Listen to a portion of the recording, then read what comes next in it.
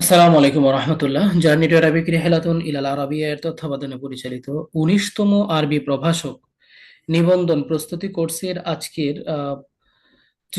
চতুর্থ লেকচার, চতুর্থ ক্লাসে আপনাদের স্বাগত জানিয়ে আমরা আজকের ক্লাসটি শুরু করছি।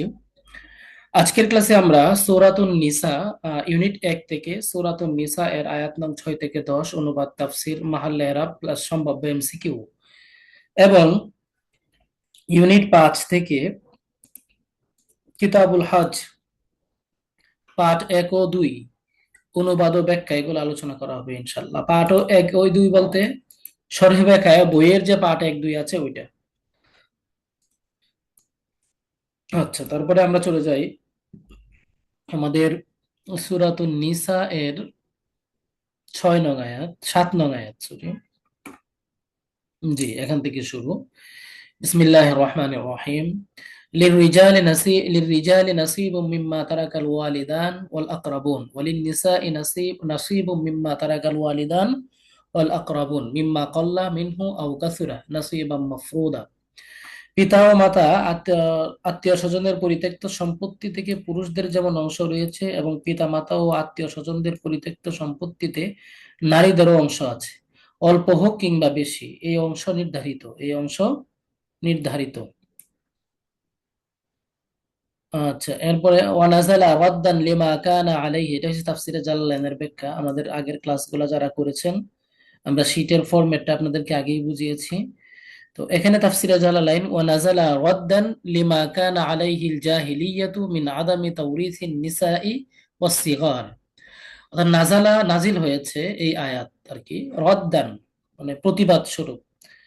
লিমা কানা আলাইহিল জাহিলিয়া মিন আদামিয়া, মানে জাহিলি যুগে আহ, যেটা ছিল, যার উপরে মানুষরা ছিল, মিন আদামি তাওরিসিন নিসা, নারীদেরকে ওয়ারিশ করতো না, তারা উত্তরাধিকারী করতো না, অস্বীকার এবং ছোটদেরকে। তো সেখান থেকে কোরআনের আয়াতে লির রিজালি আল আউলাদ ওয়াল আকারিব, অর্থাৎ সেটা মানে নিকটবর্তী মানুষ হোক অথবা সন্তানাদি হোক, রিজাল দ্বারা তারা সকলেই উদ্দেশ্য। হ্যাঁ, পরীক্ষা যদি আসে মাল মুরাদু বির রিজাল ফি কাউলিহি তাআলা লির রিজালি নাসিবুম মিম্মা তারাকাল ওয়ালিদান, সেখানে আসলো আল আওলাদ, আসলো আল আকারিব, আসলো। তো আপনি যদি মনে করেন শুধু সন্তান সন্ততি, হুম, মানে কোরআনের এই আয়াত লির রিজাল একবারে প্রথম শব্দটা এই আয়াতের, হ্যাঁ, তো এবং এটা প্রসিদ্ধ একটা আয়াত। তো এই আর রিজাল দ্বারা উদ্দেশ্য কারা, তখন আপনি যদি মনে করেন যে না শুধু আল আওলাদ, তখন কিন্তু ভুল হবে, শুধু সন্তান সন্ততি না, বরং এখানে রিজাল দ্বারা সন্তান সন্ততি উদ্দেশ্য, পাশাপাশি সন্তান সন্ততি ছাড়াও আরো অন্যান্য যে সকল পুরুষ নিয়ম অনুযায়ী উত্তরাধিকারী ওয়ারিশ পায় তারা সকলেই উদ্দেশ্য। অল আকারিব বলা আছে, হ্যাঁ, আল আওলাদ অল আকারিব। নসিবুম, তাদের জন্য অংশ রয়েছে আর কি। হাজিম মিম্মা তারাকাল ওয়ালিদান, মানে নির্দিষ্ট অংশ, মিম্মা তারাকাল ওয়ালিদান তাদের পিতামাতা যা কিছু ছেড়ে যায়, ওয়াল আকরাবুন এবং নিকটাত্মীয়রা, আল মুতাওয়াফফুন, হ্যাঁ, অর্থাৎ মৃত্যু, মানে যারা মৃত্যু হয়েছে এমন নিকটাত্মীয় এবং পিতামাতা যে সম্পত্তি ছেড়ে যায় তার থেকে তাদের জন্য নির্ধারিত অংশ রয়েছে। ওয়ান নিসা ই নাসিবুম, এটা কিন্তু কোরআনের আগের আয়াতের অনুবাদ কিন্তু আপনাদের ইয়া করতে হবে, জানা থাকতে হবে, না হলে কিন্তু তাফসিরে জালালাইন বুঝবেন না।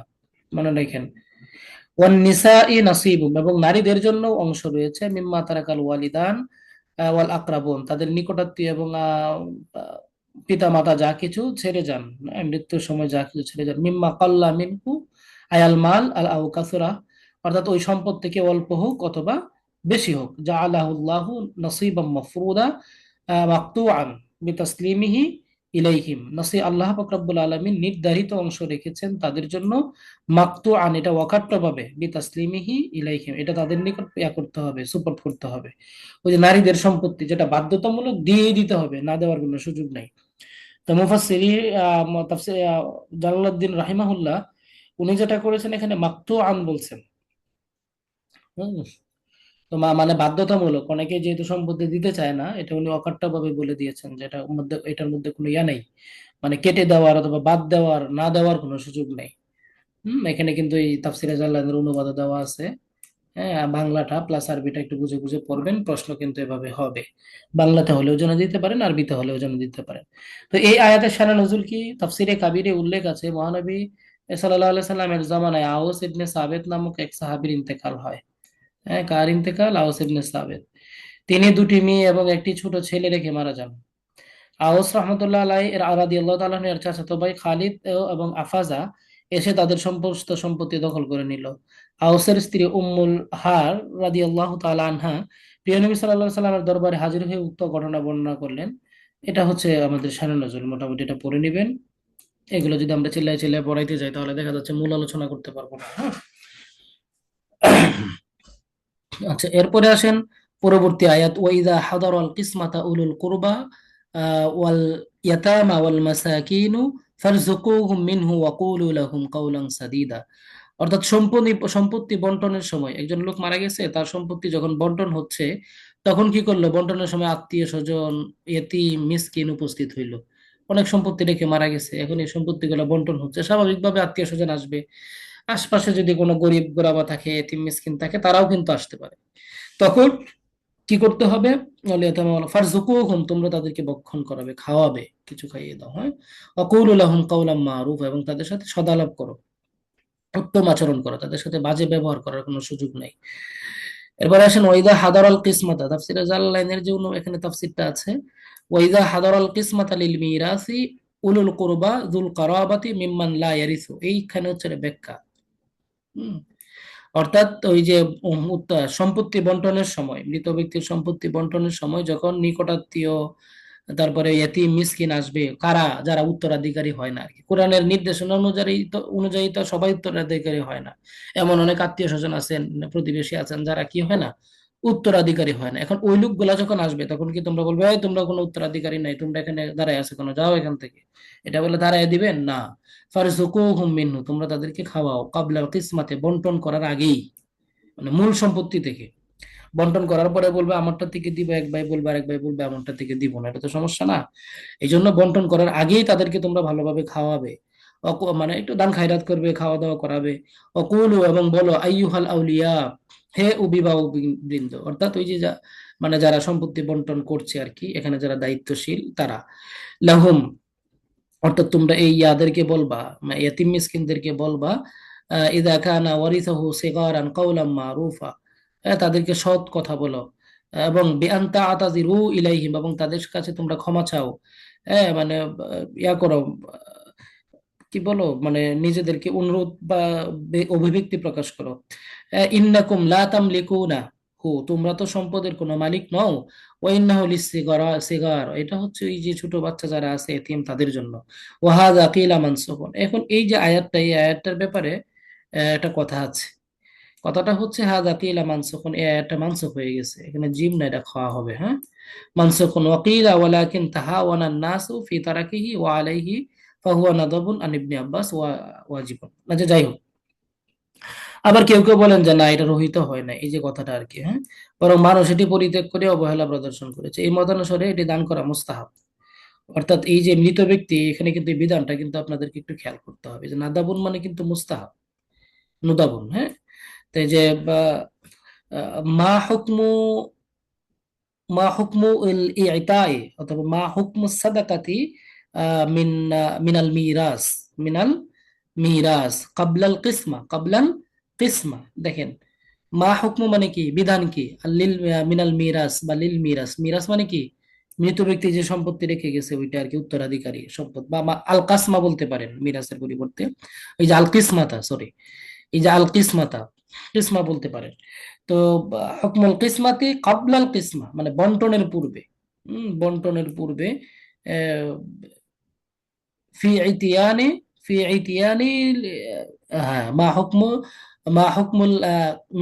মা হুকমুল মিরাস লিল ইতিয়ান, এটা তো আগেই বললাম, লি ইতাই এ কাবলাল কিসমা, উত্তরাধিকারী সম্পত্তি দান করার ব্যাপারে হুকুম কি, বিধান কি, এটা নিয়ে একটু ইখতিলাফ আছে। ইখতিলাফটা কি, এটা মুস্তাহাব, অথবা ইবনে আব্বাস থেকে বর্ণিত হয়েছে এটা ওয়াজিব। ইংদা ইবনে আব্বাস হুয়া ওয়াজিব, এটা কিন্তু ওয়াজিব। ঠিক আছে, এই হচ্ছে বিষয়, এগুলা কিন্তু টুকিটাকি প্রশ্নগুলা কিন্তু এখান থেকে বানিয়ে বানিয়ে হবে, এগুলো একটু পড়বেন। ওয়ালিয়াখশাল্লাযীনা, আমি হয়তো খুব বেশি দিন এভাবে ভেঙে ভেঙে পড়াতে পারবো না, কারণ পরীক্ষা যদি ফেব্রুয়ারিতে যদি সার্কুলার দিয়ে দেয় তখন কিন্তু আমাদেরকে অনেক টেনে যেতে হবে, তখন তো শীট দিয়ে ইয়া করতে পারবো না, আমরা শেষ করতে পারবো না, হ্যাঁ। এবং প্রশ্ন দেখা যাচ্ছে দিতে হবে প্রচুর। তো সেই জায়গা থেকে মানে বুঝবেন, মানে আমি এখন যে ক্লাসটা করাচ্ছি আপনারা কি করবেন, যে কিভাবে পড়তে হবে, হ্যাঁ, কিভাবে পড়তে হবে এটা আপনারা বুঝে নেবেন যে হ্যাঁ এভাবে পড়তে হবে, বুঝে বুঝে পড়তে হবে, যাতে করে আমাদের মিস না হয় প্রশ্ন। হ্যাঁ, وليخشى وليخشى الذين لو تركوا من خلفهم ذرية ضعافا خافوا عليهم فليتقوا الله وليقولوا قولا سديدا। তাদের ভয় করা উচিত যারা নিজেদের পশ্চাতে দুর্বল অক্ষম সন্তান সন্ততি ছেড়ে গেলে তাদের জন্য তারাও আশঙ্কা করে, সুতরাং তারা যেন আল্লাহকে ভয় করে এবং সঙ্গত কথাবার্তা বলে। অলিয়াকসাল্লাদিনা মানে ওই সকল মানুষ, তাদের ভয় করা উচিত কাদের ব্যাপারে? ওই যে তারা যে আপনার সন্তান সন্ততি, মানে যারা মৃত ব্যক্তি যে সন্তান সন্ততি ছেড়ে গেছে তাদের ব্যাপারে ভয় করা উচিত। কেন? লাউ তারাকু মিন খালফিহিম, ওই ব্যক্তি মানে যারা পাবে, মানে ভয় করা উচিত যাদের, তারা তারা যদি কোনো সন্তান সন্ততি ছেড়ে যায় তাদের পিছনে দুর্বল অবস্থায়, খাফু আলাইহিম, তারা কিন্তু তাদের ব্যাপারে আশঙ্কা প্রকাশ করে, মানে ভয় পায়, হায় রে আমার ছেলেগুলাকে কে দেখবে, এরকম একটা ভয় কিন্তু তারা পায়। সুতরাং অন্যের সন্তানের ব্যাপারেও যেন তারা এর ভয়টা তারা পায়, শুধু নিজের সন্তানের বেলায় না, এটা বোঝানো হচ্ছে। ফালিয়াত্তাকুল্লাহ ওয়া লিয়াকুলু কাওলান সাদিদা, তারা যেন আল্লাহ তাআলাকে ভয় করে এবং তারা যেন সঙ্গত কথা বলে। সঙ্গত কথা মানে ন্যায়পরায়ণ, মানে নীতি বাক্য, হ্যাঁ, মানে ইয়া না, অসঙ্গত কথাবার্তা যেন তারা না বলে। হুম। তো এখানে তাফসীর জালালাইনের ব্যাখ্যা ওয়াল ইয়াখশা লা ইয়াখফা, অর্থাৎ লেখসার ব্যাখ্যা হচ্ছে লা ইয়াখফা আর কি, আলাল ইয়াতাম আল্লাযীনা, ওই সকল এতিমদের ব্যাপারে তারা যেন ভয় পায়, আল্লাযীনা লাউ তারাকু আই আকারাবু আই ইশরাকু মিন খালফিহিম আই বাদা মাউতিহা দিআফা, অর্থাৎ আপনার কোন আত্মীয় মারা গেল, হ্যাঁ, তার ছোট সন্তান সন্ততি রেখে, তো সুতরাং তার তো সম্পদ আছে, তো আপনি ওই সম্পদের মধ্যে তো ওই এতিম বাচ্চার হক আছে, তো ওই এতিম বাচ্চার ব্যাপারে আপনি ভয় পাবেন, আপনি যেন ভয় পান, ওই লোক যেন ভয় পায়। হ্যাঁ, কারণ সেও ওই যে খাফু আলাইহিম সিয়াগা ফালিয়াত্তাকুল্লাহ ফি আমরিল ইয়াতীম, এই কথাটা এখানে বোঝানো হয়েছে আর কি। হ্যাঁ, মা ইউহিব্বুনা ইফআলা বিযুররিয়াতিহিম, সে তো চায় যে সে নিজে যদি মারা যায় তখন তার সন্তান সন্ততির সাথে যেন সবাই ভালো আচরণ করে, তার অধিকারগুলো ঠিক মতো দিয়ে দেয়, তো সুতরাং সেও যেন অন্যের সন্তানের অধিকার দিয়ে দেয়, সে যদি চায় তারটা অন্য কেউ দেয় তাহলে সেও যেন এটা করে। হ্যাঁ, নিজের সন্তানের বেলায় যেমনটা চায় অন্যের সন্তানের বেলায় তার যেন এই মন মানসিকতা থাকে, এটাই এখানে বোঝানো হচ্ছে আর কি। আচ্ছা, এরপরে 10 নম্বর আয়াত দেখেন, ইন্নাল্লাযীনা ইয়াকুলুনা আমওয়ালাল ইয়াতামা যুলমান ইন্নামা ইয়াকুলুনা ফি বুতুনিহিম নারা, নিশ্চয় যারা ভক্ষণ করে এতিমের সম্পদ, হ্যাঁ, জুলমান অন্যায় ভাবে আর কি, ইন্নামা ইয়াকুলুনা ফি বুতুনিহিম নারা, তারা তাদের পেটের মধ্যে আগুন ভক্ষণ করে। ঠিক আছে, ওয়াসায়াসলাউনা সাঈরা, আর অতি সত্বরই তারা জাহান্নাম অগ্নিতে প্রবেশ করবে। কোথায় প্রবেশ করবে? আগুনে প্রবেশ করবে। হ্যাঁ, ইন্নাল্লাযীনা ইয়াকুলুনা আমওয়ালাল ইয়াতামা যুলমান বিগাইরি হাক্কিন, ওই যে কথাটা, জুলমান মানে কি? জুলমান মানে হচ্ছে অন্যায় ভাবে আর কি, বিগাইরি হাক্কিন, ইয়াকুলুনা মিনহা নারান, তারা তাদের পেটে আগুন প্রবেশ করায়। ওয়া ইলাইহি তো ইন্নাহুম ইয়াজুলু ইলাইহি সায়াসলাউনা ফিল বিনাই লিল ফাইল ওয়াল মাফউল, তারা এই যে কাজগুলা করেছে এই কাজগুলা করার জন্য অতি সত্বর তারা জাহান্নামে প্রবেশ করবে এবং সেখানে তারা আগুনের দ্বারা জ্বলবে। এই ছিল আমাদের মোটামুটি অনুবাদ আর কি। হ্যাঁ, তো প্রথম ক্লাসগুলো হচ্ছে বেসিক ক্লাস, আমি আবারও বলছি প্রথম ক্লাসগুলো হচ্ছে আমাদের বেসিক ক্লাস। এই ক্লাসগুলো থেকে আপনি এটা বুঝতে পারবেন যে আপনাকে কিভাবে পড়তে হবে। পরে যখন, আমি আবারও বলছি কথাটা ভালো করে মনে রাখবেন, সবসময় কিন্তু এভাবে ধরে ধরে পড়ানো হয়তো বা পসিবল হবে না আমাদের, কারণ এত বড় সূরা এত কিছু যদি ধরে ধরে আমরা পড়াইতে চাই আমরা তখন করতে সিলেবাস শেষ করতে পারবো না। তো এই মুহূর্তে আপনাদের জন্য এটাই আমরা করব যে আপনারা পড়ার ধরনটা বুঝে নেন। মিন নাফসি ওয়াহিদা, এখানে নাফসুন শব্দের অর্থ আত্মা, এইগুলা বাংলা, এগুলো আপনারা বুঝবেন। নাফসুনের বহুবচন হচ্ছে নুফুসুন আনফুসুন। মা জামউন লাফজি কালিমাতে নাফসুন, আন নুফুসুন আনফুসুন, মা মানা নাফসি। হ্যাঁ, এখানে আত্মা আছে, তো আত্মার অর্থ আরো মানে আরবি শব্দ আছে। যদি আরবিতে আসে মাল মুরাদিফ বিন নাফস, বা মা মুরাদিফু কালিমাতে আন নাফস, নাফসের মানে মুরাদিফ কি, সমর্থক কি, তখন আপনি কলব দিতে পারেন, রূহ দিতে পারেন ইত্যাদি, হ্যাঁ, যেগুলো আছে। হাওয়া আলাইহিস সালামের সৃষ্টির রহস্যটা এখানে আবারও দেওয়া হয়েছে, এটা একটু পড়ে নিবেন, কেন সৃষ্টি করা হলো। আদম এবং হাওয়া আলাইহিস সালামের নামকরণের ব্যাপারটা এখানে আছে। আচ্ছা, ইয়া ইউহান নাস দ্বারা উদ্দেশ্য কি? এখানে যে ইয়া ইউহান নাস, হে মানব জাতি, এখানে কিন্তু কেউ কেউ বলেন সকল দাস দাসী, মুফাসসির সবাই উদ্দেশ্য, বিভিন্ন বিষয় আছে। এরপরে ইত্তাকু রাব্বাকুম, তোমরা তোমাদের পালন করতে ভয় করে। জাউজুন শব্দের অর্থ, এগুলো সম্ভবত আংশিক আলোচনা হয়েছে, আপনারা একটু দেখে নিবেন। সুফাহা ও দ্বারা উদ্দেশ্য, এগুলো একটু দেখে নিবেন। বাক্য বিশ্লেষণ, তারকিব, এগুলো তো হয়েছে আলোচনা, গত ক্লাসে হয়েছে। আচ্ছা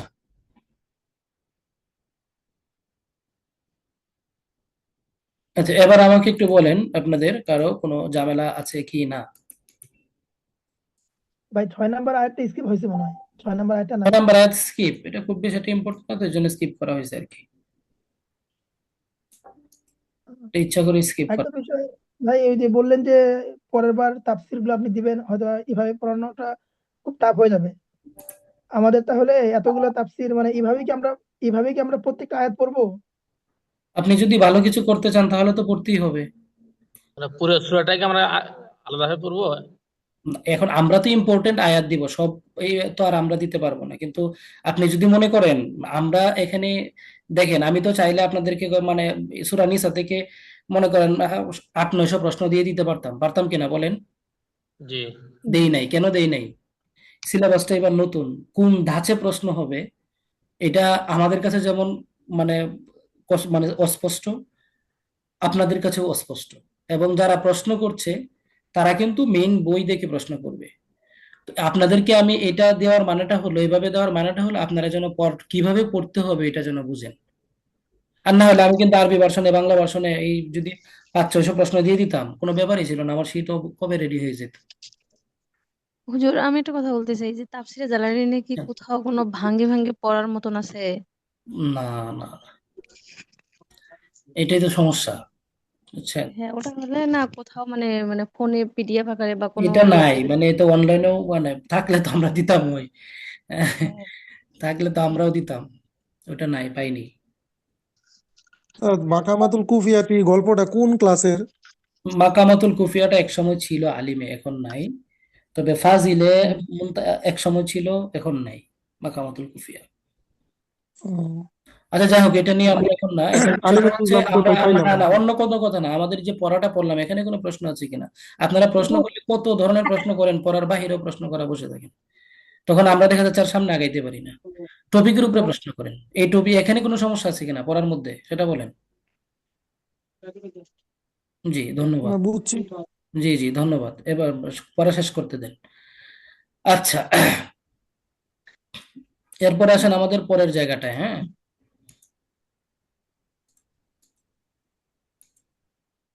এটা তো আমরা এই কিতাবুল ঈমান আমরা পড়েছি, আমাদের ফিকা অংশটা আজকের আলোচনায় আছে। ফিকা অংশে আসেন।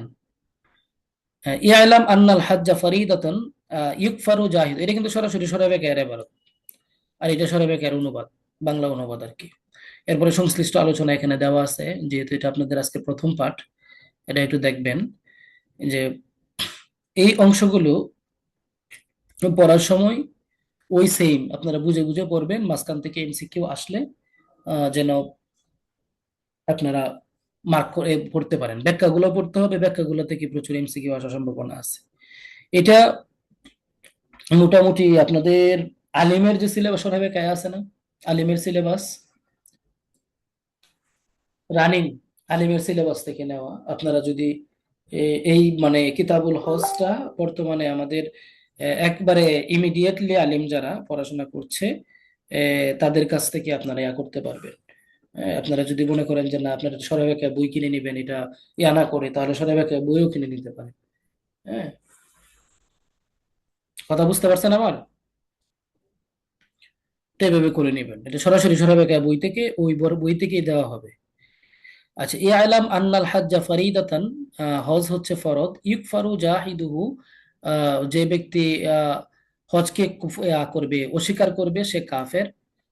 লাকিন আতলাকা আলাইহি লাফজাল উজুব ও আরাদা বিহিল ফারিদা, দাগাদাগি করছেন কি ভাই? দরকার আছে দাগ দেয়ার?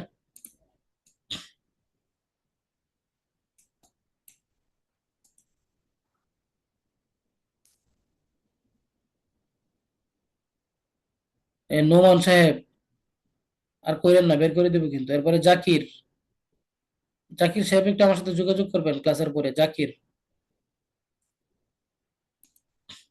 জি। আচ্ছা,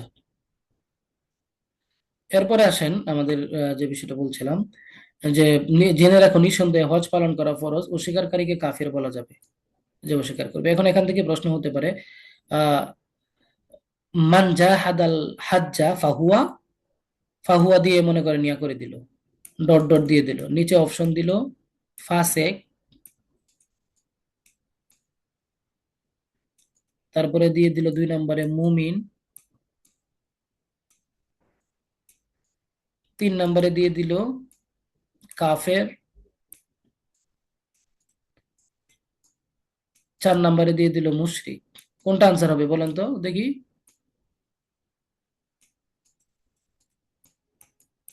অডিও নাই, আচ্ছা ভুলে গেছে। দিছি তো, কাফের, কাফের। হবে কাফের। কাফির হবে। কাফের হবে তাই না? দেখেন তো, মান জাহাদাল কাফের। হাজ্জা ফাহুয়া কাফির, ফাহুয়া কাফির, এভাবে কিন্তু এর এবারটা কিভাবে প্রশ্ন আসতে পারে। হ্যাঁ, হুজুর, একটা প্রশ্ন ছিল। এখানে পড়ার মধ্যে। জি, মানে কিতাবুল হাজের বিষয়ে। হ্যাঁ বলেন। এটা তো বলছেন সরে বেকায়াতে আছে। এখন আপনারা যে যতটুকুর মানে এবারত দিছেন, এটা ছাড়া কি আমাদের কিতাবুল হাজে কি আর বাকি এবারত কি আছে নাকি, নাকি এতটুকু পড়লেই হবে? এর সারা বাকি আর কোনো এবারত নাই কিতাব সরে বেকায়াতে, সরাসরি সরে বেকায়া বই থেকে এটা নাও। জি, আর ওই যে তাফসীর, তারপরে যে আপনার যে ফিকা, এগুলার অংশগুলো যা দিচ্ছেন, এগুলার বাইরে তো আর কোনো এবারত নাই নাকি? এখন বিষয়টা হচ্ছে, আমরা তো এটা তো প্রথম পাঠ মাত্র শুরু হলো, এখন আমরা জি, যখন পরবর্তীতে আস্তে আস্তে ভিতরে যাব তখন তো সব হয়তো বা দিব না, ইম্পর্টেন্ট গুলা দিব, তখন তো বাইরে থাকতেই পারে। এখন যে 2টা পাঠ দিলাম, এই 2 পাঠের মধ্যে আর এর বাইরে এবারত নেই। জি জি হুজুর, বুঝছি। আর আরেকটা বিষয় হচ্ছে, আমাদের তো আর বাড়তি কোনো পড়া লাগবে না কিতাব খুঁজে খুঁজে। আপনারা যেটা দিচ্ছেন এটাতে প্রস্তুতি নিলে হবে না? ইনশাআল্লাহ, আশা করা যায়, কারণ সর্বোচ্চটাতে দেওয়ার চেষ্টা করছি। আচ্ছা, এরপরে আসেন।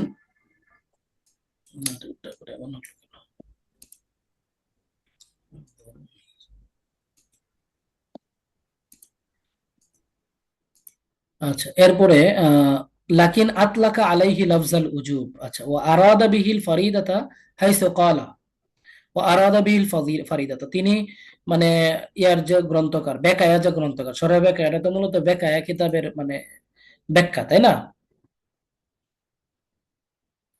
তো এখানে এই বেকায়া যে গ্রন্থকার আছে, উনি কি করলেন, আরাদাল ফারিদাতা, উনি আহ, এই উজুব দ্বারা ফরজ উদ্দেশ্য নিয়েছেন। এই যে এটা হচ্ছে বেকায়া কিতাবের মূল এবারত, ইয়াজিবু আলা কুল্লি হুররিন মুসলিমিন মুকাল্লিফিন সহিহিন বাসিরিন লাহু জাদান ওয়া রাহিলাতান ফাদলান, অর্থাৎ ইয়াজিবু মানে ওয়াজিব, উনি এর দ্বারা ফরজ উদ্দেশ্য নিছেন। ফরজ আলা কুল্লি প্রত্যেক, হুররিন স্বাধীন, মুসলিম, মুকাল্লাফ অর্থাৎ যার উপরে শরীয়তের বিধান আছে তাকে মুকাল্লাফ বলা হয়, সাহিহিন সুস্থ, বাসিরিন দৃষ্টিশক্তিমান, লাহু জাদ ও রাহিলা, তার যদি কোনো ইয়া থাকে, জাত থাকে, মানে এই যে জাত বলতে কি বোঝানো হয়, হজের যাওয়ার জন্য যে পাথে অর্থাৎ খরচ, রাহিলাতান যদি তার যাওয়ার যে বাহন, এই বাহনের ব্যবস্থা থাকে, তাহলে তার উপর হজ করাটা ওয়াজিব, তার ফরজ।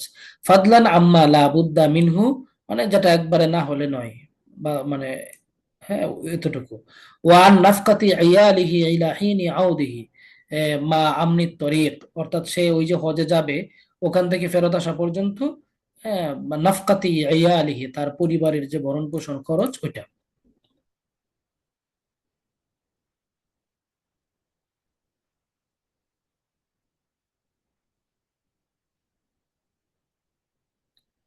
আচ্ছা, তো এরপরে আসেন ইলা হিনা আউদিহি মা আমনি তরিক ওয়া জাওজি, মানে রাস্তা নিরাপদ হওয়া, এটাও একটা কন্ডিশন, হ্যাঁ, হজের জন্য। ওয়াজাউজু আবিল মাহরামু, অর্থাৎ এই যে আবার ইয়া, যদি মহিলা যদি হাজি হয় তখন তার সাথে কি থাকতে হবে, স্বামী থাকবে, আবিল মুহরিম অথবা কোনো মুহরিম থাকবে, লিল মারআতি নারীর জন্য, ইনকানা বাইনাহা ওয়া বাইনা মাক্কাতা মাসিরাতান। আচ্ছা যাই হোক, তো এই হচ্ছে মানে সব বেকায়া কিতাবের মূল এবারত, ঠিক আছে?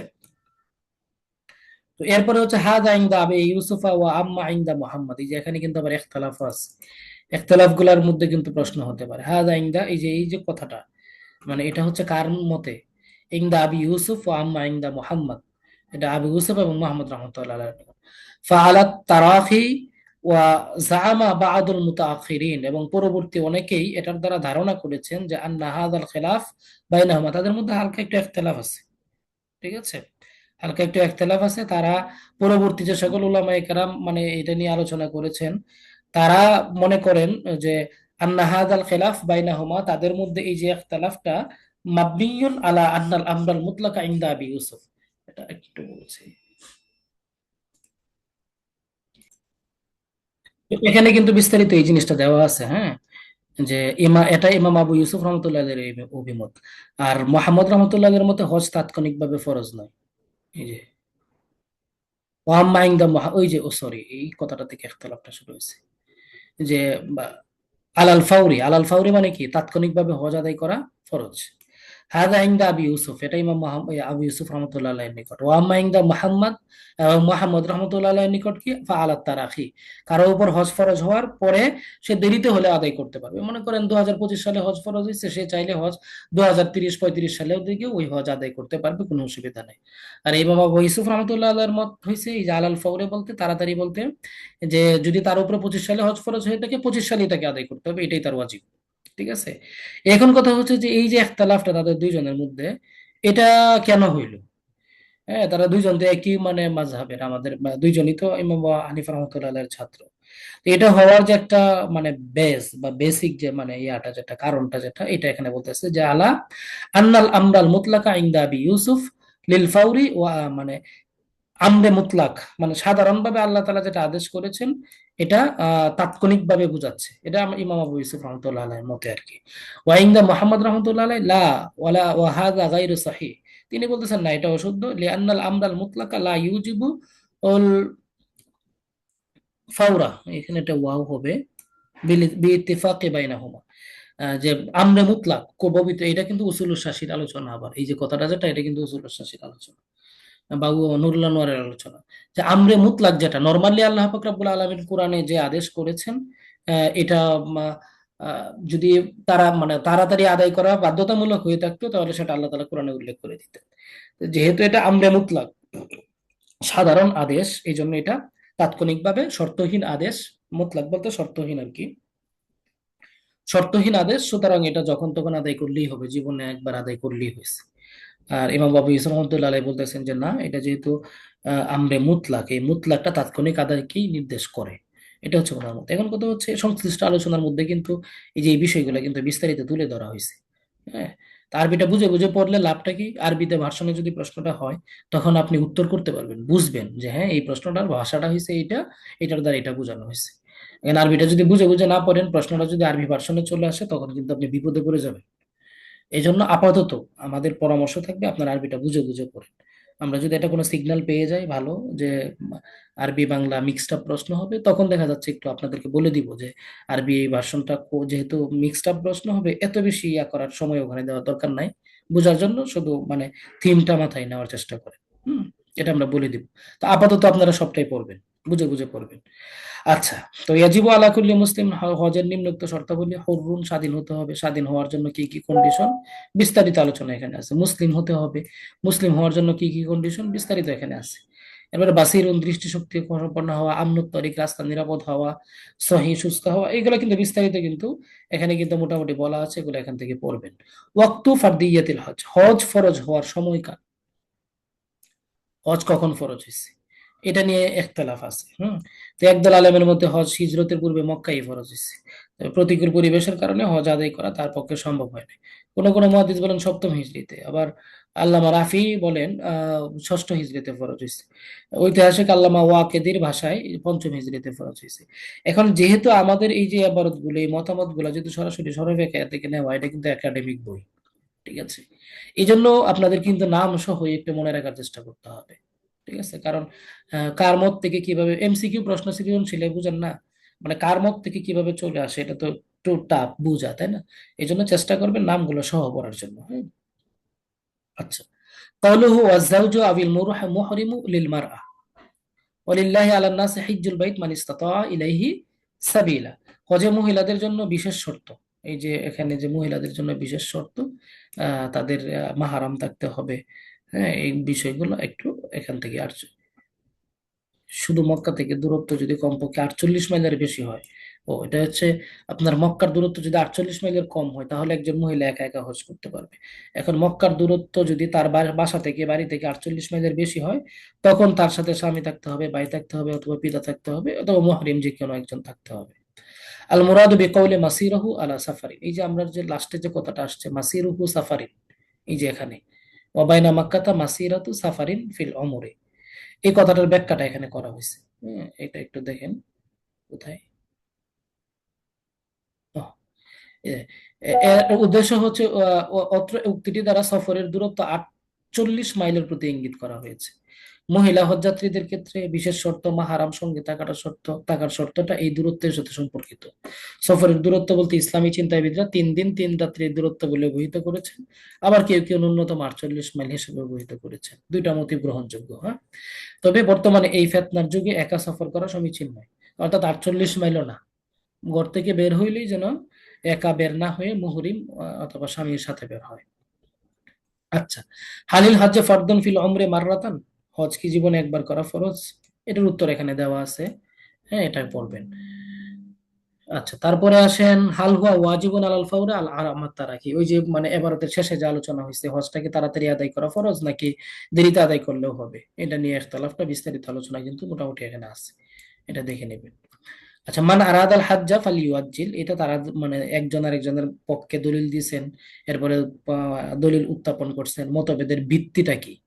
হ্যাঁ, আমরুন সদিক, আমরুন মুতলাক, আমরুন মুদাইয়াক, অর্থাৎ আমরে মুতলাক, আমরে মুদাইয়াক, সময় নির্দিষ্ট আদেশ, আরেকটা হচ্ছে আমরে মুদাইয়াক হবে কিনা, এটা আমরে হ্যাঁ মুআইয়ান হওয়ার কথা ছিল, মুআক্কাতুন হওয়ার কথা ছিল, আমরুন মুআক্কাতুন, নির্ধারিত সময়, এটা একটু দেখেন তো, একটু কারেকশন করেন। আমরুন মুআক্কাতুন, নির্ধারিত সময়ের সাথে সম্পর্কিত আমর নির্দেশ, আর এটা হচ্ছে আমরুন মুতলাকুন, সাধারণ আমর নির্দেশ। এর গ্রহণযোগ্যতার উপরে ভিত্তি করে এই ইখতিলাফটা হয়েছে। মতভেদের ফলাফল কি, এটাও এখানে আলোচনা করা আছে। আচ্ছা, এরপরে আমাদের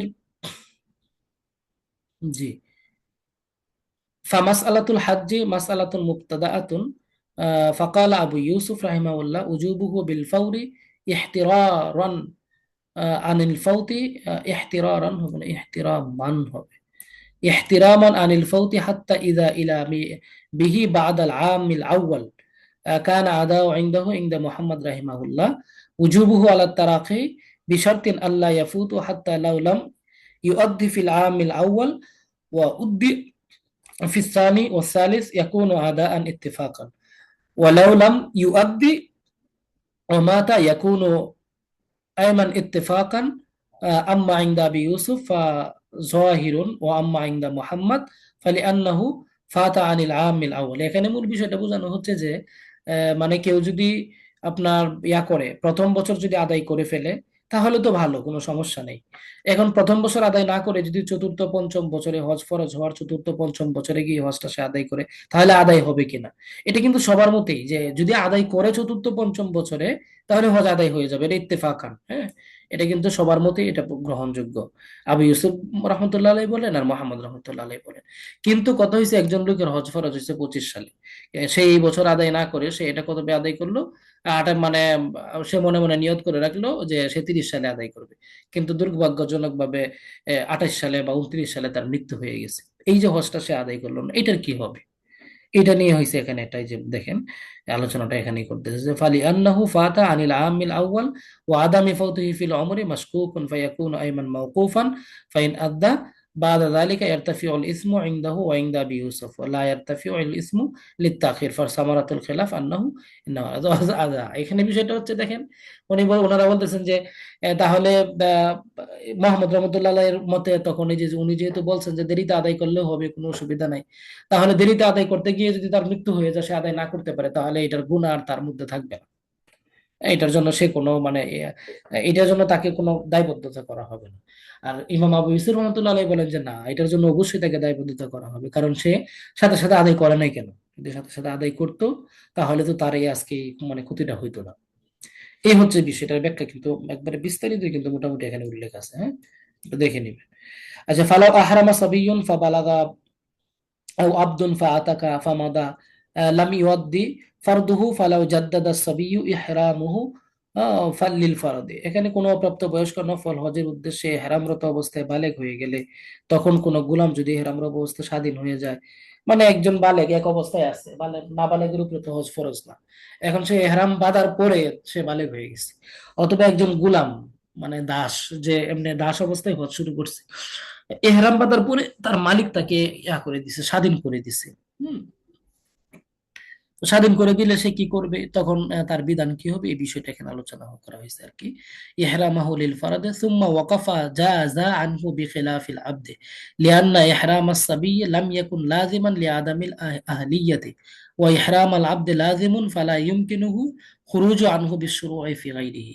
অর্থাৎ হ্যাঁ, যদি কোনো নাবালেগ তার ফরজ হজের জন্য প্রাপ্তবয়স্ক হওয়ার পর নতুন করে ইহরাম বাঁধে এবং আরাফাতে অবস্থান করে, তবে তার ফরজ হজের জন্য এটা সহিহ হবে, আর তার উপরে বর্ণিত ফরজ আদায় হয়ে যাবে। কিন্তু গোলাম যদি এরকম করে, তবে তার পক্ষ হতে অর্পিত ফরজ আদায় হবে না, কেননা নাবালেগের এহরাম তার বয়স স্বল্পতার কারণে তার উপর আবশ্যক ছিল না, কিন্তু গোলামের এহরাম আবশ্যক হিসাবে হয়ে গেছে। এখানে মূল বিষয়টা কি বুঝেছে জানেন? মূল বিষয়টা হচ্ছে যে দেখেন, একজন মানুষ দাস, তার উপরে তো হজ মানে ফরজ না, স্বাধীন হওয়া হজ ফরজ হওয়ার জন্য যথেষ্ট। কিন্তু এরপরেও সে কি করছে, হজের নিয়ত করে মালিকের কাছ থেকে অনুমতি নিয়ে সে হজ ফরজ আদায় করার জন্য ফরজ মানে করছে, এহরাম বাঁধছে। এহরাম বাঁধে হজ আদায় করা শুরু করবে, এর মধ্যে তাকে তার মালিক স্বাধীন করে দিছে। তো এখন স্বাধীন করে দেওয়ার পরে এখন কি, সে যে একটা হজের এহরাম বাঁধলো, এখন সে স্বাধীন হওয়ার পরে সে যেহেতু হজ আদায় করার মতো সম্পত্তির মালিক, তাহলে আগের যে হজটা ছিল এটা তো তার ফরজ ছিল না, এটাকে সে নিজের উপরে ফরজ করে নিছে নফলটাকে। আর পরের যে হজটা যেটা তার উপরে ফরজ হইছে, এটা তো তার জন্য আলাদাভাবে ফরজ। তাহলে এই আগের যে হজটা সে আদায় করতেছে, এর মাধ্যমে তার উপরে যে হজ ফরজ হইছে ওই ফরজিয়াত আদায় হবে না, তাকে নতুন করে আরেকবার হজ করতে হবে যদি তার উপরে হজ ফরজ হয়ে থাকে। আর দাস ইয়ার ক্ষেত্রে যেটা মানে আপনার নাবালেগের যে যে কথাটা বলা হলো, নাবালেগ যদি এহরাম অবস্থায় হজ শুরু করে, এখন সে তো নাবালেগ, তার উপরে তো হজ ফরজ না, সে যদি ইহরাম অবস্থায় তো ইহরাম বেঁধে হজ শুরু করে দেয়, তার উপরে তো তার হজ ফরজ না, কারণ সে তো নাবালেগ, নাবালেগের উপরে কোনোভাবেই সে গায়রে মুকাল্লাফ, তার উপরে সে তার উপরে বিধান কোনো চাপাইও চাইলে নিতে পারবে না। সে যদি মনে করে যে না, আমি নামাজ শুরু করে দিয়েছি বলে আমার উপর ফরজ হয়ে গেছে, এরকম না। নফল রোজা দেখবেন রাখলে এটা শেষ করা বাধ্যতামূলক, কিন্তু নাবালেগ যদি রাখা শুরু করে, তার জন্য কি বাধ্যতামূলক? সে তো মুকাল্লাফই না, তাই না? তো এই জন্য নাবালেগ বালেগ হয়ে যাওয়ার পরে হজ অবস্থায় যদি বালেগ হয়ে যায়, এরপরে যদি সে আরাফাতে অবস্থান করে হজের যে কাজগুলো আদায় করে, তো তার জন্য ওই যে জীবনে একবার হজ আদায় করার যে ফরজিয়ত, এটা আদায় হয়ে যাবে। জীবনে আর নতুন করে সে না করলে কোনো সমস্যা নেই, এটা বোঝানো হচ্ছে আর কি নাবালেগের ব্যাপারটা। এখন এই জিনিসটা কিন্তু এখানে আলোচনা করা আছে, হ্যাঁ। এখন ফালাউ আহরামা সাবিয়ুন ফাবালাগা আও আবদুন ফাআতাকা ফামাদা ইন লাম ইউআদ্দি ফারদুহু ফালাউ জাদ্দাদা সাবিয়্যু ইহরামাহু লিল ফারদ, এই হচ্ছে বিষয়, এইগুলা নিয়ে এখানে আলোচনা করা হয়েছে। ঠিক আছে, এরপরে সংশ্লিষ্ট আলোচনা, দাস ও নাবালেগের হজের বিধান কি, এগুলো বলা হয়েছে। ও ফারদুহুল ইহরাম ওয়াল ওকুফু বিআরাফা তাওয়াফ, এগুলো অনেকগুলো আলোচনা এখানে আছে।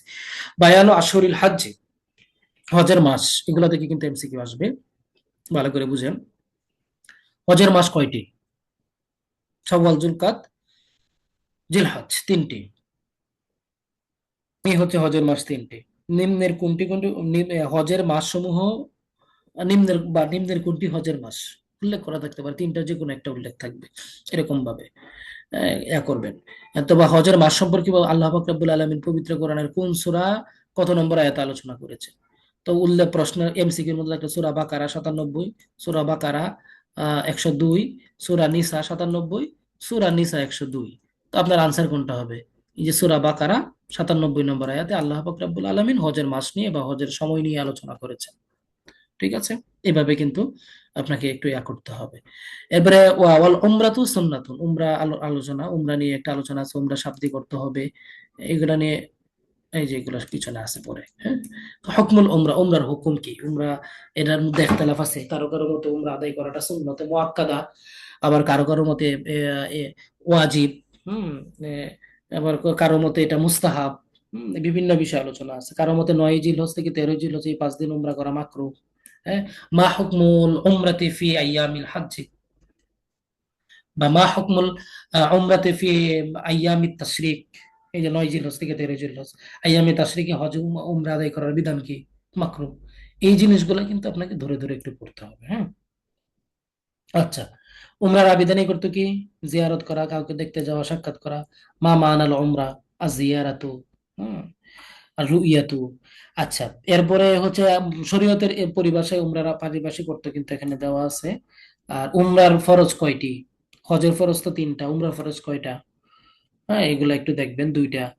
হ্যাঁ, তারপরে হচ্ছে আপনার উমরা আর হজের মধ্যে পার্থক্য কি, শাব্দিক পার্থক্য, পারিভাষিক পার্থক্য, কর্মসূচি, কর্মের দিক থেকে পার্থক্য, এগুলা কিন্তু বিস্তারিত আলোচনা এখানে আছে। এরপরে আইয়ু শুরুতিল আতিয়াতি লিউজুবিল হজ্জ লাম ইযকার ফি নাসিল কিতাবি ফিল বাকায়া।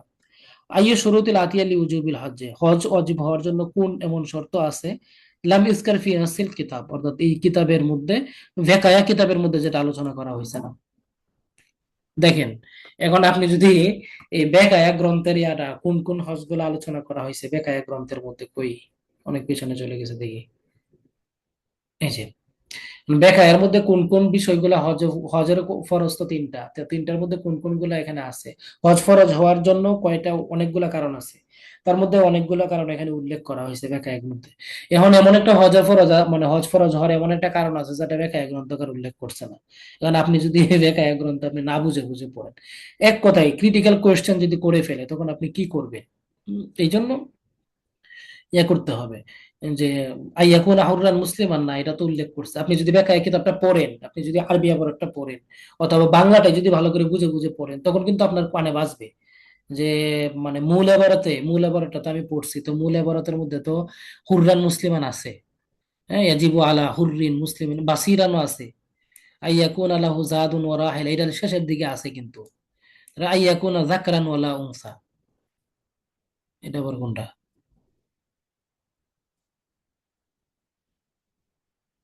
আইয়াকুনা যাকরান, সে পুরুষ হবে মহিলা হতে পারবে না। না, এই প্রশ্নটা একটু দাল। হ্যাঁ, ও হজর ফরজের মধ্যে কোনটা উল্লেখ নাই, তো এটা তো হজর ফরজ ইয়াই না, কারণই না, এটা তো উল্লেখ নাই। এই বাকিগুলা কিন্তু হজর ফরজের মধ্যে উল্লেখ করা আছে। হ্যাঁ, আর এটা কিন্তু উল্লেখ নাই, তো আপনি বলে দিবেন এই যে দালটা দাগ দিয়ে দিবেন, ঠিক আছে। এরপরে মা হুকম, ওই যে কথাটা ছিল প্রথমে, মা হুকম মান জাহাদা ফারিদাত ফারদিয়াতুল হজ্জ কামা ফিন নাসসি। হ্যাঁ, নসের মধ্যে বা মূল কিতাবে যেমন ভাবে আছে, কেউ যদি হজের ফরজিয়ত কেউ অস্বীকার করে তাহলে তার হুকুম কি? ফাসেক, গায়রু কাফের, মুবতাদি, কাফের, লা শাইউন আলাইহি, কোনো কিছু নেই, যে কাফের, এটা কিন্তু বলা হয়েছে। ফি কওলিহি লাকিন আতলাকা আলাইহি লাফজুল উজুব ওয়া আরাদা বিহিল ফারিদা মাল মুরাদু বিল লাফজিল উজুব হোনা। এই যে দেখেন, মানে শরীফে এক গ্রন্থকার কিন্তু বলে দিয়েছেন যে এখানে উজুব দ্বারা ফরজ উদ্দেশ্য। হ্যাঁ, তো এখানে কিন্তু ওই যে বা উত্তর হয়ে যাচ্ছে। তো ইশতারাতুল ইজুবিল হজ্জে আলাল মারআতি বিহাসবিন নাসি ওয়া হুজুদুন, অর্থাৎ নারীর জন্য হজ ফরজ হওয়ার জন্য শর্ত হচ্ছে কি, ওয়ালিয়ুন ফি বালাদিহা ফাকাত আয-যাওজু বিল মুহরিম ইযা কানা বাইনাহা ওয়া বাইনা মাক্কাতা মাসিরাতান ফাসফি সাফার, এটা কিন্তু সরাসরি ইবারতের মধ্যে আছে এটা। এখন আপনি যদি আরবি ফুললি নাও বুঝেন, অন্তত এই যে ব্যাখ্যাগুলা পড়লে, পরে বাংলাগুলা পড়লে, আরবিটা দুই একবার দেখলে আপনার একটা কমন সেন্স তৈরি হবে। ওই সেন্সের কারণে কিন্তু আপনি আনসার দিয়ে দিতে পারবেন ধরে ধরে। বুঝতে পারছেন? আরবি যদি আপনি ভালো বুঝেন তো কোনো সমস্যাই নাই, যারা আরবি বুঝতে পারেন না দেখে তাদের জন্য কিন্তু এই আরবিটা একটু দেখে দেখে কয়েকবার পড়তে হবে। হ্যাঁ, ইয়াকুলুন নাসু ফিল উমরি মাররাতান আলাল ফাওরি হাযা ইনদা আবি ইউসুফ ওয়া আম্মা ইনদা মুহাম্মাদিন ফাআলাত তারাকি মাল ফাহমুস সহিহু লিউজরাতিল ইবারা আল হজ্জু ওয়াজিবুন আলাল ফাওরি ইনদাহুমা আল হজ্জু ওয়াজিবুন আলা, মানে এই যে আবারতটা এখানে বলা হয়েছে, এই আবারতের দ্বারা মূল উদ্দেশ্য কি, মানে আপনি কি বুঝছেন এখানে, বুঝটা কি, যে হজ কি মানে দুইজনের মতেই তাড়াতাড়ি আদায় করা ওয়াজিব, দুইজনের মতেই হজ দেরিতে আদায় করলে হবে, সমস্যা নাই। আল হজ ওয়াজিবুন আলাল ফাওরি ইনদা আবি ইউসুফ, ইমাম আবু ইউসুফের মতো তাড়াতাড়ি করতে হবে, মোহাম্মদের মতো দেরিতে করলেও হবে, মোহাম্মদ রাহিমাহুল্লাহর মতো, হ্যাঁ, ওনারা দুইজনের মতো।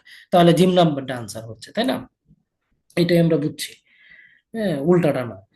রাজুলুন ইস্তাকমালা শুরুত আল ইস্তিতাআতি লিল হজ্জ ফি আমিন মুআয়্যান, নির্দিষ্ট এক বছরে একজন ব্যক্তি হজ ফরজ হওয়ার যে সামর্থ্য থাকা বা যে কন্ডিশন গুলো এগুলো সে পূরণ করছে।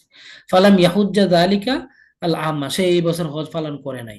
সুম্মা হাজ্জা ফিল আম্মি সানি, সে দ্বিতীয় বছর হজ আদায় করছে, ঠিক আছে। ফাহাজ্জুহু ইনদাল ইমামাইন আবি ইউসুফ ওয়া মুহাম্মদ ইউআদ্দু, অর্থাৎ এই যে এই ব্যক্তি দ্বিতীয় বছর হজ আদায় করলো, তার হজটা ইমাম আবু ইউসুফ এবং মুহাম্মদ রাহমাতুল্লাহ আলাইহির নিকট কি হিসাবে গণ্য হবে? ইউআদ্দু, গণ্য হবে আদাউন ইনদাহুমা সাবিতান, হ্যাঁ, লা ইয়াজুলু আবাদান, মানে এটা আদায় হবে না, মাওকুফান এটা মুলতবি, মা আদুমান এটা বাদ, এরকম কোনো কিছু, মুজিবান লিল কুফরি, এটা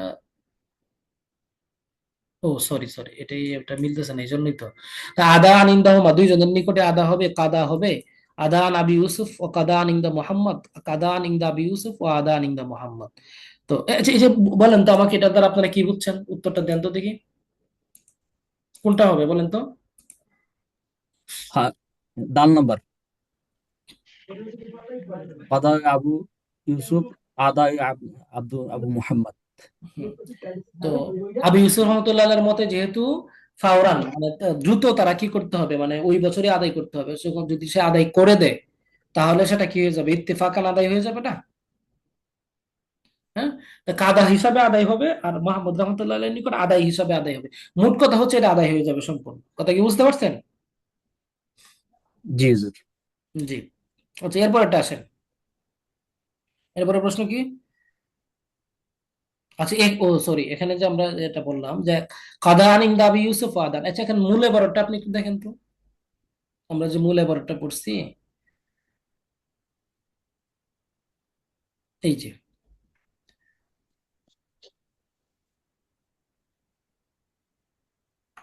হুম, এরপরের এবারতে আছে এটা। জি। আচ্ছা, ফামাসালাতু মুবতাদাআতুন ফাকালা আবু ইউসুফ উজুবুহু বিল ফাওরি ইহতিরামান আনিল ফাওত হাত্তা ইযা ইলা বাদাহ আল আমিল আউয়াল কানা আদাউ ইনদাহু ওয়া ইনদা আবি রাহিমাহুল্লাহ উজুবুহু আলা তারাকি বিশারতিন ইয়াফুদু লাউলাম সুরা আল-আউয়াল আস-সানি ওয়াস-সালিস ইয়াকুনু আদাআন ইত্তিফাকান। এটা কিন্তু আদা হবে ইত্তেফাকান, কাদা হবে, কাদা বলা যাবে না কিন্তু ভাই, কি যেন বললেন, বললাম না ইউদ্দিয়া কনফিউশন তৈরি করে দিচ্ছিলেন। এখনো আয়মান, অর্থাৎ মোট কথা হচ্ছে এটা বায়া জিম হবে না, আলিফ মানে দাল হবে না, আলিফ নাম্বার আনসার হবে এটা, এই যে এটা হবে আদা আন ইনদাহুমা, দুইজনের নিকটই এটা আদা। তো বুঝতে পারছেন? জি। আদা হবে, জি। আদা আন ইত্তেফাকান বলছিলাম ওখানে, এই জন্য আর কি। আচ্ছা, এবারে এই আমাদের তো আজকের এই পরের পরের শীটগুলোতে বাংলা দেওয়া থাকবে ইনশাল্লাহ। মান তাওয়াফারাত ফিহি শুরুতুল হজ্জ ওয়া লাম ইউআদ্দিহি হাত্তা মাতা ফাইন্নাহু বিহাসবিন নাসি ইয়াকুন। মান তাওয়াফারাত ফিহি শুরুতুল হজ্জ, যে ব্যক্তি এই হজের মানে ইয়াগুলো শর্তগুলো তার ইয়া হবে না, কন্ডিশন গুলো পূরণ হবে না, ওয়ালাম ইউআদ্দিহি হাত্তা মাতা, মৃত্যুর এবং ও শর্তগুলো পাওয়া যাবে সে মানে আহ, ইয়া করে নাই, আদায় করে নাই, ওয়ালাম ইউআদ্দিহি, সে হজটা আদায় করে নাই, হাত্তা মাতা, এভাবে সে মারা গেল, ফাইন্নাহু বিহাসবিন নাসি, তাহলে সে এই নস অনুযায়ী কি পাপী হবে নাকি লিআন্নাল হাজ্জা আলা তারাকি, নাকি পাপী হবে না? হ্যাঁ, গাইরু আসমিন, তারপরে আসিমান, হ্যাঁ, তারপরে ইংদা আবি ইউসুফ ফাকাত, ইমাম আবু ইউসুফের নিকট শুধুমাত্র পাপী হবে। ও আসিমান ইংদা মোহাম্মদ ফাকাত, মোহাম্মদ রহমতুল্লাহ এর মতে পাপী হবে। ও আসিমান বি ইত্তিফাকি আবি ইউসুফ ও মোহাম্মদ, ইমাম আবু ইউসুফ এবং মোহাম্মদ দুইজনের মধ্যেই পাপী হবে। কোনটা আনসার হবে বলেন তো? আবু ইউসুফ। বা হবে, তাই না? আবু ইউসুফ রহমতুল্লাহ এর মতে শুধুমাত্র পাপী হবে, কারণ একজনের উপরে হজ ফরজ আদায় ইয়া হয়েছে, ওই যে যে কথাটা বলছিলাম আর কি, ওখান থেকে আর কি এই প্রশ্নটা আসছে। হজ ফরজ হয়েছে 25 সালে, সে 25 সালে আদায় না করে মনে মনে ভাবছিল 30 সালে আদায় করবে, কিন্তু সে 28 সালে মারা গেছে। বুঝতে পারছেন? এই হচ্ছে বিষয়। আচ্ছা, পরে কাররারা নাসসু ফি শানিল আমরিল মুতলাক আন্নাহু ইউজাবুল ফাওরা ইনদা আবি ইউসুফ দুনা মুহাম্মদ। এই নাস সিদ্ধান্ত, নসের অনুযায়ী যে এই সিদ্ধান্তে উপনীত হওয়া যায় যে এই যে আমরে মুতলাক যেটা, হুম, যে আমরে মুতলাকটা আসছে, এটা কি তাড়াতাড়ি আদায় বা ইউজাবুল ফাওরা ইনদা আবি ইউসুফ দুনা মুহাম্মদ, এটাই আনসার, এটা কোনো ইয়া নাই, 8 নাম্বারটা, তাই না? এটা কোনো আনসারটা ভুল আসছে নাকি? 8 নাম্বার না এটা? জি। ইউজাবুল ফাওরা ইত্তিফাকি আবি ইউসুফ ও মুহাম্মদ।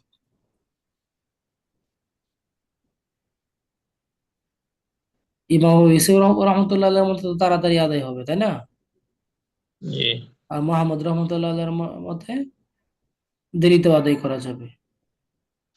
ইউজিবুল ফাওরু ইনদা মোহাম্মদ দুনা আবি ইউসুফ, ইউজিবুল ফাওরু ইনদা আবি ইউসুফ দুনা মোহাম্মদ, আলিফটা হবে আনসার। হ্যাঁ, আলিফটা আনসার হবে। 8 নাম্বারটা একটু দেখেন তো, আলিফটা আনসার হবে। আচ্ছা, ইনদা মুহাম্মাদিন মান আখারাল হাজ্জা আনিল আমিল আউয়াল, এটা একই প্রশ্ন আসতেছে আবার। আচ্ছা, সবিয়ুন, ওই যে নাবালেগ যদি ইহরাম মানে ইয়া করে ইহরাম বাদে হজের জন্য, সুম্মা বালাগা, অতঃপর সে বালেগ হয়ে গেল, কাবলা লুকুফে আরাফা, আরাফাতে মানে উকুফে আরাফার আগেই যদি সে বালেগ হয়ে যায়, ও আব্দুল আহরামা সুম্মা উতিকা কাবলা লুকুফ, এবং দাস যদি আপনার এহরাম বাঁধে এবং উকুফে আরাফার আগেই সে স্বাধীন হয়ে যায়, ওয়ালাম ইউয়াদ্দিয়ান আল ফারজা বিযালিকাল ইহরাম, এবং এই ইহরামের মাধ্যমে সে ফরজ আদায়কারী হজ, মানে ফরজ হজ আদায় যদি না করে, ফাআইয়ুল ইবারাতিল আতিয়াতি সহিহাতুন হাসবান নাসসি, তাহলে এই মানে এই যে একটা উদ্দীপক দেওয়া হলো, এটা কিন্তু একটা উদ্দীপক। তাহলে নিচের কোন এবারটি তাদের উভয়ের জন্য শুদ্ধ, মানে বালক এবং দাস দুইজনই ইহরাম পাচ্ছে হজ আদায়ের জন্য। একজন বালেগ হয়ে গেছে আর একজন কি হয়ে গেছে, স্বাধীন হয়ে গেছে উকুফে আরাফার আগে। তাহলে তাদের জন্য, এবং তারা এই হজ আর আদায় করে নাই, মনে করেন ফিরে আসছে, বাদ দিছে, এরকম কিছু, তাহলে তাদের দুইজনের জন্য নিচের কোন কথাটা ঠিক? উদ্দীপক বুঝছেন, আরবি উদ্দীপক, হ্যাঁ। ইউজিউ আনিস সাবিয়্যি ইযা জাদ্দাদাল ইহরাম লিল ফারাদ সুম্মা ওয়াকাফা বিখিলাফিল আবদ, অর্থাৎ এই যে কোথায়,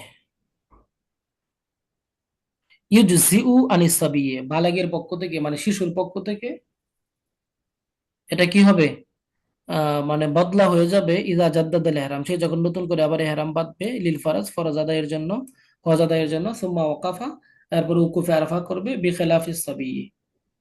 ও মানে দাস যে আছে, গুলাম, সে যদি আপনার ইয়া করে, এহরাম বাঁধে নতুন করে, হ্যাঁ, তাহলে তার এই হজ আদায় হিসাবে গণ্য হবে।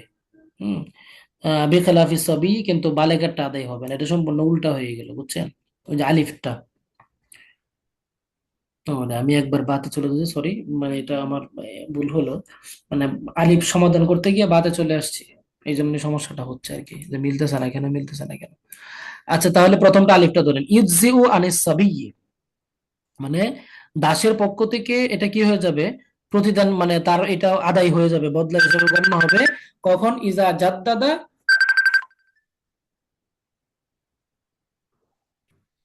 ইজা জাদ্দাদাল ইহরামা, যখন সে ইহরাম নতুন করে করবে, অর্থাৎ ওই শিশু যদি নতুন করে ইহরাম করে এবং ফরজ আদায় করে, তাহলে তারটা আদায় হয়ে যাবে, বিখিলাফিল আবদি, কিন্তু দাসেরটা আদায় হবে না।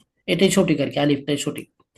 আর বারটা হচ্ছে জি আনিল আবদি ইজা জাদ্দাদাল ইহরাম লিল ফারজ সুম্মা ওয়াকাফা বিখিলাফিস সাবি, অর্থাৎ দাসেরটা আদায় হয়ে যাবে যদি সে নতুন করে ইহরাম বেঁধে কাজ করে, কিন্তু ইয়ারটা আদায় হবে না, এটা তো সম্পূর্ণ উল্টা হয়ে গেল। ইজিউ আনহুমা জামিয়ান, দুইজনের পক্ষ থেকে আদায় হয়ে যাবে, এটা শুদ্ধ না।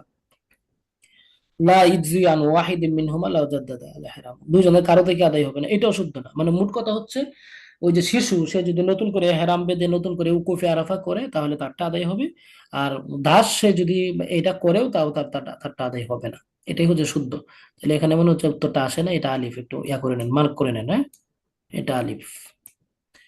এই হচ্ছে মোটামুটি আমাদের আলোচনা। উম, জি, 10 নম্বরের আনসার আটটা আলিফ হবে, কাজী শাহরিয়ার কবির আলিফ হবে, হ্যাঁ, মাত্র বলে দিলাম, এটা আলিফ, দাগায় নেন। আচ্ছা, তাহলে মানে মোট কথা হচ্ছে শীটগুলা ক্লাসে পড়ানো, এটা মানে এক ক্লাসের পড়ানো মূলত, বুঝছেন? শুধু জানলেন এটা, মানে এবার বলতে গেলেই তো 2টা ক্লাস দরকার, একটা দিক দরকার, বুঝে বুঝে। তো এই দিকগুলো আসলে আপনারা তো আর ছাত্র না, আপনারা তো এখন হচ্ছে মূলত চাকরি পরীক্ষা পড়াশোনা করছেন, হ্যাঁ, যে আপনাদেরকে যেরকম ভেঙে ভেঙে পড়াইতে হবে বা অবুঝ, এরকম তো না। আমরা এগুলা দৌড়ের উপরে পড়ে যাবো, আপনাদের দৌড়ের উপরে পড়তে হবে, এবং পরে প্রচুর পড়াশোনা করতে হবে, প্রচুর, বুঝছেন?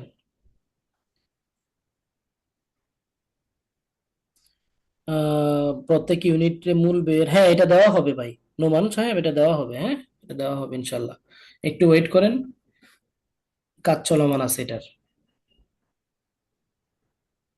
আচ্ছা, তাহলে আমরা একটু ক্লাস শেষ করে দিব। আপনাদের তো মনে হয় কোনো সমস্যা তো আর নাই কারো, না?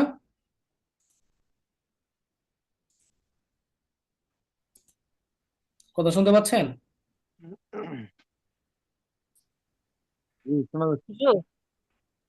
হুজুর, আপনি আপনার মতো ধন্যবাদ। আমরা তো আমি ইনশাল্লাহ চেষ্টা করছি, বাকি দেখা যাক কি হয়। হুজুর সরে বেকায় কি, মানে অর্থগুলো ভেঙে ভেঙে আছে বইয়ে? সরহে বেকায়া অর্থ এখন আলফাতারটা থেকে কি ভেঙে ভেঙে আছে কিনা, আলফাতারটা আমার কাছে নাই, বুঝছেন? আর ইয়াটা তো মনে হচ্ছে আছে, দার্সুনেরটাতে আছে। কিসে আছে হুজুর? দার্সুন পাবলিকেশনস এর যে সরহে বেকায়াটা আছে না, হুম হুম। ওটার মধ্যে ভেঙে ভেঙে দেয়া আছে। আচ্ছা। মূল বইগুলো কি আমরা সংগ্রহ করবো স্যার? এটা কি খুব এখন এটা দরকার? সংগ্রহ করলে করতে পারেন, যদি আপনার জন্য ওইভাবে মানে যেভাবে দেওয়া হচ্ছে এখানে গাইডে আমার শিটে যদি কঠিন হয় পড়তে বা বুঝতে সমস্যা হয় তাহলে সংগ্রহ করেন, অসুবিধা নেই। না, এটাই হলে যদি আমরা মোটামুটি ইয়ে করি তাহলে তো এটা হলেই কিন্তু যথেষ্ট না ইনশাল্লাহ, সিট গুলো পড়লেই। মানে সরলরেখা এর মধ্যে শুধুমাত্র শাব্দিক অনুবাদটা বেশি আছে, মানে শব্দ শব্দ অনুবাদ এই জায়গাটাই বেশি আছে, আর কিছু বেশি নেই। আর বাকি তাহলে সব তো আর এটার কি পূর্ণাঙ্গ কোনো বই বের হবে কোনো প্রকাশনাতে হতে? এইটা বই বের হলেও তো আর এখন হবে না, এটা সিলেবাসই তো এখনো ফাইনাল হয়েছে না। বই বের হলে সিলেবাস ফাইনাল হবে, যদি এটাই ফাইনাল থাকে তাহলে দেখা যাচ্ছে তখন আল বারাকা বের করতে পারে যে। আমাদেরকে ঝুলায় রাখছে হুজুর।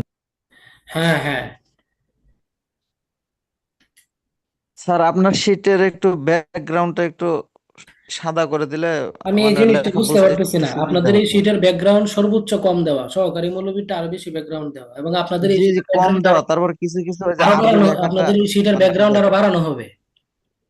সাইফ আমির কথা কি বুঝতে পারছেন? স্যার এটা কালি খায় তো বেশি, ফটোকপি তখন টাকা চায় ডাবল। টাকা ডাবল চাই, ফটোকপি ডাবল চাই কোথায়? আমি গতকালকে একজনের সাথে কথা বলছি, লম্বা সময় বিস্তারিত আলোচনায় হয়েছে। সর্বোচ্চ মানে আপনার যেখানে 3 টাকা নেওয়ার কথা ছিল সেখানে 4 টাকা চাচ্ছে, মানে 1 টাকা বেশি চাচ্ছে। 3 টাকার জায়গায় 4 টাকা চাচ্ছে এপিট ওপিট। তো এই আর কি, এছাড়া আর তেমন কোনো প্রবলেম আমি তাদের সাথে কথা বলে 5 টাকা 6 টাকা নিচে তো কেউ করে না এদিকে। বুঝছেন? হ্যাঁ ওস্তাদ 5 টাকা অনেক আর কি, হাত পা ধরে তারপর 5 টাকা করাইছে, তারপর হ্যাঁ বলছে এরপর আপনার স্যারের সাথে কথা বললে তারপর আসবেন, এই, কথা এখন করাইতে। দ্বিতীয়ত, এখন এখন আরেকটা বিষয় হচ্ছে যে এই ইয়াটা যেটা আমি, আপনি একটা জিনিস চিন্তা করেন, এই যে শীটটা, এটা যদি সম্পূর্ণ ব্যাকগ্রাউন্ড মুছে যদি আমি দিয়ে দেই সাদা করে, এটা কপি পেস্ট করে, মানে বা এই যে ইয়াটা জার্নি টু অ্যারাবিক লেখাটা যেটা আছে ওইটা একটা অ্যাপস আছে, অ্যাপস দিয়ে টাচ করে এটা মেরে দিলে এটা সাদা হয়ে যায়, এটা থাকে না। মানে একটা শীট করতে গিয়ে আমার কোমর ভেঙে যাচ্ছে, একটা শীট করতে গিয়ে, আর এত কষ্ট করে টাইপ করে শীট করব, আর একজনের টাচ করে কপি হুজুর করে দিয়ে সমস্যা দিব। নাই তো, আমাদের এদিকে একটু আর কম নেয়, তো 2 টাকা এটা, 2.5 টাকা হলে হয়ে যায়। হ্যাঁ এটা হয়ে যায়। এখন যাদের এখানে প্রবলেম হচ্ছে তারা এটা সলভ করার চেষ্টা করেন, আমাকে ফোর্স করেন না। বুঝছেন, আমাকে ফোর্স করেন না, এটা কিন্তু আমি কিন্তু মেন্টালি মাঝে মধ্যে এটা কিন্তু শীতের উপরে প্রভাব পড়বে। বুঝছেন? এই জন্য হুজুর, আপনি আপনার কাজ চালিয়ে যান, যেভাবে দিচ্ছেন এভাবে দেন, কোনো সমস্যা নেই। আর এটা ব্যাকগ্রাউন্ড এর চাইতে আর কি কমাবে? বুঝছেন? আচ্ছা যাই হোক, আপনারা চেষ্টা করেন কম করানোর, আর আমি মনে করি এটা কম করানোর সুযোগ আছে, নাই এমন না। আর বাকি চেষ্টা চালিয়ে যান, আপনাদের মনে হয় নতুন শীট পরে আবার দিতে হবে আগামী ক্লাসের আগে, তাই না? জি। শীটের শেষ আচ্ছা। আচ্ছা ইনশাল্লাহ অসুবিধা নাই। ব্যাকগ্রাউন্ড সংক্রান্ত ভাই কিছু বললেন না আমারে, বুঝছেন? আর বাকি অন্য বিষয়ে হেল্প টেল্প চাইলে চাইেন, কোনো অসুবিধা নাই। ব্যাকগ্রাউন্ড নিয়ে কথাবার্তা কইেন না ভাই। আচ্ছা ঠিক আছে স্যার, ধন্যবাদ, শুক্রান। ওস্তাদ এক্সামটা দিয়েছিলেন, দেখলেন কি স্যার? হ্যাঁ হ্যাঁ, এক্সাম তো রেজাল্ট দিয়ে দিছি, দেখেন না আপনি? না, আমি হুজুর একটু পরে আরেকটা কথা, দেখছি। এক্সামে হলো ওই কোনটা কোনটা ভুল হয়েছে ওটা যদি দেখতে পেতাম ওটা ভালো হতো। ও এটা না, এটা আচ্ছা হ্যাঁ আমি হ্যাঁ সামনে থেকে দেখি গুগল ফর্মের সেট আপটা এমন ভাবেই করবো যাতে করে হ্যাঁ কোনটা ভুল হয়েছে এটা যেন আপনারা দেখতে পান।